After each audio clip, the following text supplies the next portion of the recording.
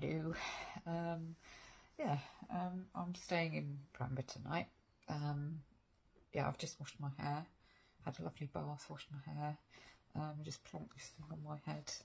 I always take because my hair dye and whatever, I always take my hair towel with me. It kind of loops and whatever. I haven't done it very glamorously, but who cares? I'm not trying to impress anyone at the moment. So, what did I do today? Right, my ambition this morning when I left Horsham was to walk all the way here. I did most of it, you know. I was like telling the lovely landlady here when I came in. I was like saying to her what I'd done. She was just, you know, wow, okay. You know, I said, oh, I pretty much walked from Horsham. She's like, oh, okay.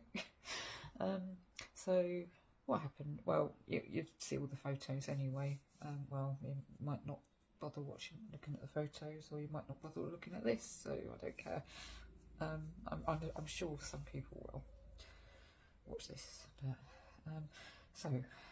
had a lovely breakfast in my hotel that I stayed in Horsham last night. I stayed in, what was it called? The Wimblehurst hotel, which is in Wimblehurst Road, which is kind of the next road up from Hurst Road, where I was born. So I did sort of vaguely just pass the hospital, and it's lots of scaffolding. It's a very old building actually that I was born in. So I think it was like a cottage hospital or something. It's a very minor thing, you know. So walked through Horsham Park, through Horsham Town Centre. I didn't. I sort of thought, you know, it's like civilization that didn't really stop. So walked through, and I walked up to nearly to Southwater. I kind of walked over through Den Park, up Den Hill, through Den Park, and all that up there, and yeah, so then I was pretty much on, yeah, that's such a handy footpath, that one. Thank you, Dr. Beeching. You know, it's very kind of you to take that horrible railway away. You know, I mean, obviously if it'd been railway now, it would have been so much easier getting down to my family when I was living in London. But, so, Downslink as far as West Grinstead, yeah, it was, wasn't it? Yeah, West Grinstead. And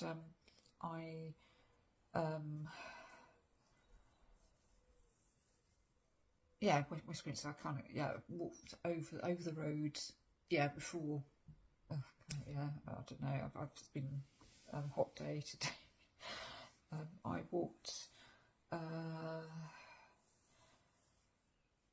over the road in Copsale. So obviously, you know, sadly the Bridge House isn't there anymore. That was a lovely pub. That's the one that we used to go to. Yeah, sit in the children's room watching trashy TV. You know, some sort of, I can't remember what we were watching. I can't remember.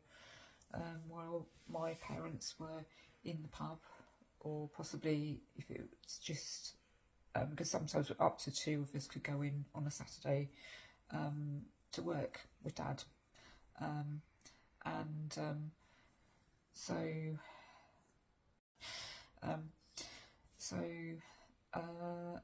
Went to oh right, yeah, I was talking about something else completely, wasn't I? So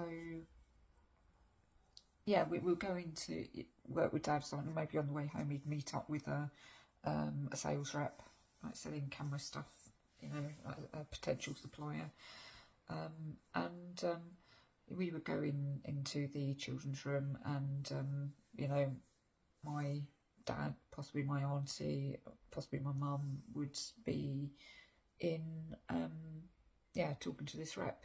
So, and then I think her name was Bridget, actually, the landlady there, who used to come in with these toasted cheese and tomato sandwiches and crisps and orange juice, because we didn't really have orange juice very much. It was more kind of special occasions thing. We had lots of orange. I hated orange squash as a kid. I don't mind it too much now, but I think because they've taken the sugar out, it used to be just like like sugar. It was disgusting. I didn't mind lemon squash too much because there's a bit of a kick to it. So yeah, that sometimes it was there, and sometimes it was the golf club at Peace Pottage. There's now a big service station there, so that golf club is not there. And I think it moved, actually. Either moved or they changed the way to get in at the entrance. Because now that entrance, you go into the service station, Peace Pottage services, on at the bottom, right at the bottom of the M23. And so, yeah, anyway, that pub is not there anymore. Very sad. We used to go walking quite a lot, you know, where I walk today. Sometimes we walked from Copsale to West Grinstead. But often it was the other way around, actually, if I remember rightly. It was West Grinstead, because I remember walking down we would walk down from the Tabby Cat, which I don't know what it is now, it's a hotel or a restaurant or something now, but it was a Tabby Cat pub. And I do remember the sign very vividly, but I don't have any knowledge of it ever being open. I mean, it was open, obviously, but I don't have any memories of it ever being an actual pub. So I don't know what year that would have closed, early 70s, I suppose, but they still had the sign. So derelict pubs it's not a new thing, clearly. So yeah, we walked down the slope from the car park, walk up to Copsale, so it's pub to pub really, closed pub to open pub. But yeah, this is the thing I've been thinking about, because these would have been linear walks, so how did we get back? We never really used public transport doing these things, so it was always car. So I don't know. Maybe one of my parents might have driven up there, and we would have met them at the pub, possibly, or possibly my aunt would have been there. We'd met her at the pub. I really can't remember. And we would also walk from Partridge Green up to West Grinstead, and because I remember, I think possibly when we were walking upwards towards Copsale, we loved the platform, so which I saw today, obviously,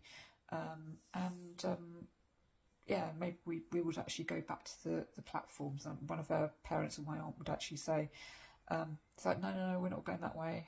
But we would be like, no, we want to play with platforms first. Yeah. So after that, I decided to go on a bit of a, just off on a tangent, really, because I was getting a bit bored with Thameslink. Well, similar thing, really, train lines, isn't it? So I thought, let's walk to St George's Church. So I walked to St George's Church. I did, yeah, there's the first hurdle was across the road, across the Steyning Road, which really wasn't busy. I thought, I was like, oh God, that's horrible main road, but there's no traffic at all. And so crossed over, and it's like, okay, I walked through a gate, and yet there was just nettles, so I had to just like go quickly through these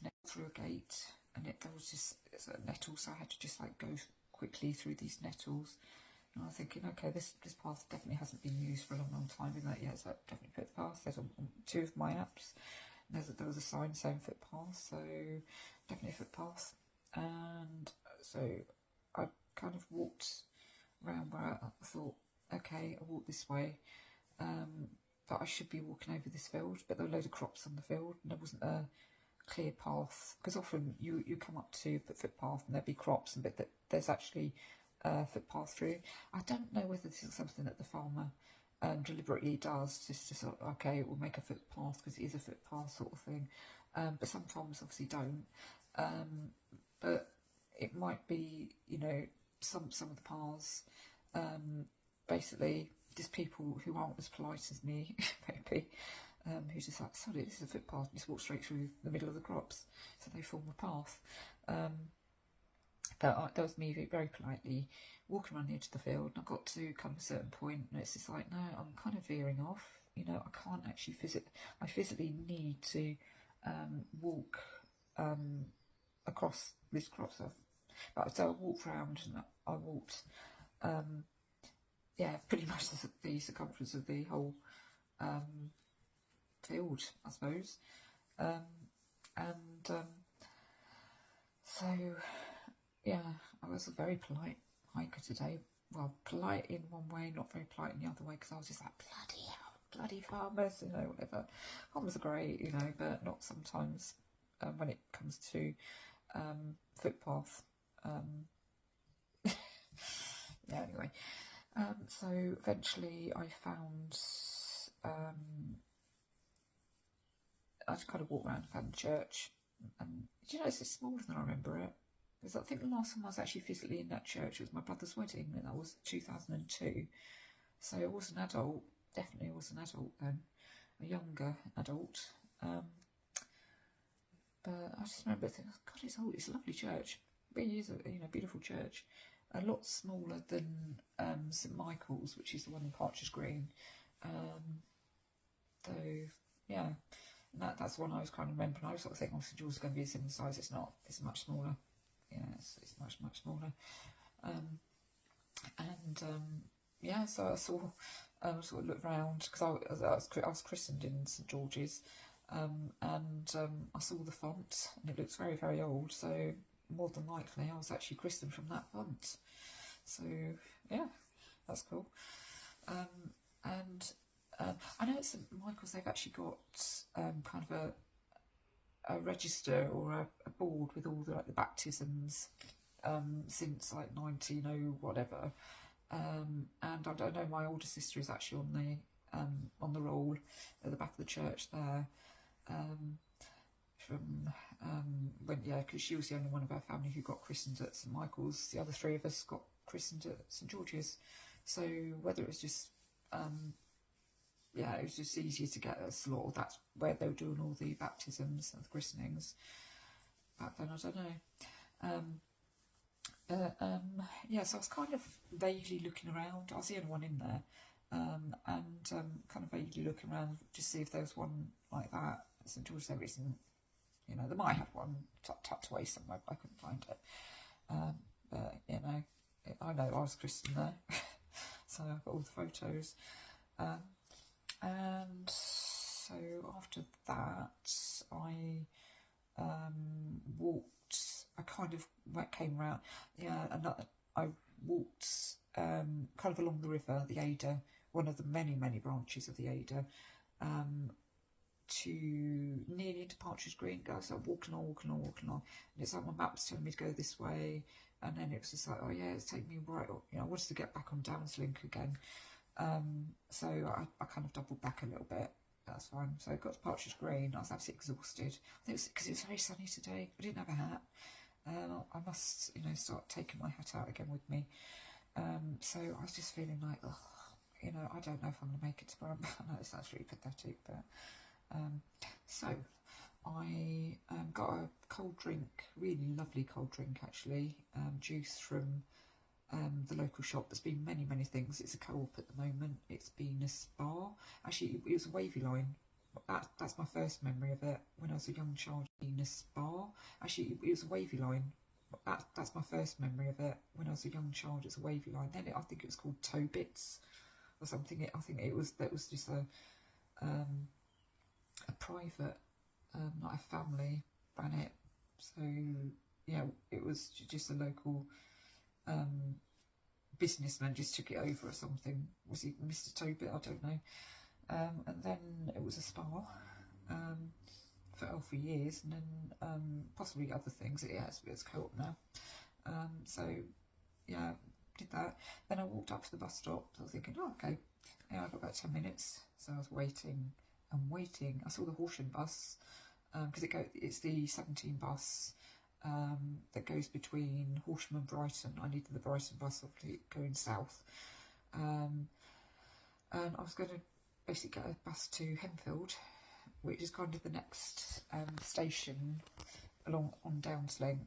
Well, obviously it's not a station anymore, but it was the next station down. I just, yeah, I was just waiting. I was sort of looking at my apps. I'm looking at all the timetables and everything. I'm looking at bus times, looking at Stagecoach app. And it's like the bus stop sign, the physical bus stop sign at the bus stop was basically the timetable was saying that definitely should have been a 15:44 bus. Bus times were saying the same thing. Went on to Stagecoach was saying the same thing. But when you went into the live thing, I basically put my it's kind of given all the times. I put the 14:44. It's okay, yeah, there 14:44. That went, and then suddenly it just like the next one's 16:44, and it's almost like the 15:44 just vanished, didn't exist. So I thought, okay, need to get Bramber. So I decided, well, I can wait for the next bus. You know, it's an hour if it turns up. So I walked into the park, just sat down, thought, and I suddenly thought, it's only about 2.5 miles to Henfield. Maybe I'll just walk straight there just in case the next one doesn't arrive. Though it probably would have been the one I saw going to Horsham coming back, so it probably would arrive. So yeah, it was a lovely cricket match. I was just watching that, and suddenly it's like, oh yeah, let's just see how we can do it. And it was just basically saying I was going to get there exactly when the 100 bus was going to leave. So I had to just speed up and walk faster than my app was predicting. Yes, I made it. So I got the 100 bus from Henfield to Bramber Castle. And I walked here, yes, it's literally just over 10 minutes walk here. And so here I am, very, very happy to be here. I walked in, really lovely lady actually, lady called Diana, who runs this B&B. I think she lives here as well, so it's a B&B. And as also, it's the biggest cat, this grey cat. Wow. We had a big cat actually when we were kids, well, when teenagers. Yeah, little Danny, who was a big grey cat. I'll tell you what, this grey cat I saw today was bigger than Danny. Yeah, a lot bigger. Biggest cat I've seen in a while. Sweet as anything. There are 2 cats here. So yeah, looking at the reviews, it's either Archie or Arthur, unless one's called Archie and one's called Arthur. Yeah, I don't know. But yeah, they're very, very sweet anyway. So I just popped into Steyning, just get a few bits. It's literally 10 minutes walk from here.